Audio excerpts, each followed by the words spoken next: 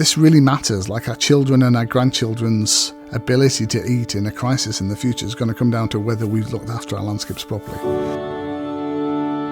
I thought we'd had a conversation in this country for the last 20 years that we wanted to help farmers to be better stewards of landscapes, to be better nature-friendly land managers.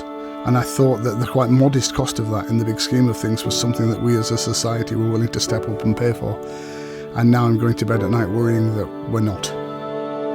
I absolutely believe that I can take any taxpayer in this country around my farm, show them what their money has been spent on. It's literally putting nature back into landscapes in a way that makes Britain better, makes it better for insects, better for birds, better adapted to climate change, better able to feed them in the future. This isn't about the interests of farmers, it's about the interests of all of us. We can have a very, very beautiful, nature-friendly British landscape that produces lots of food, but we have to make that happen. It's going to require a very special effort by policymakers and politicians. I think we're on the edge of a precipice. We know that Britain is one of the most nature-depleted countries in the world.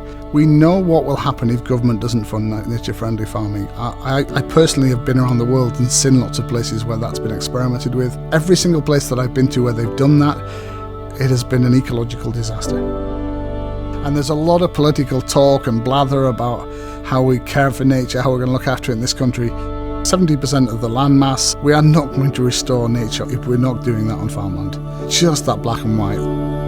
If you're not engaging with farmers and not working with farmers to do it, you're a charlatan as far as I'm concerned. I don't think it's good for our country to have less nature. I don't think it's good for our country to have sterile monocultural landscapes. I think we can do better, and I think we have to do better, and I thought we were going to do better. If that's what the landscape needs and is missing, then we can step up and do those bits too. We can encourage a culture of farming to emerge, which makes people really good stewards of ecosystems and really good productive farmers. I believe those two things can go hand in hand, and I believe that till my dying day.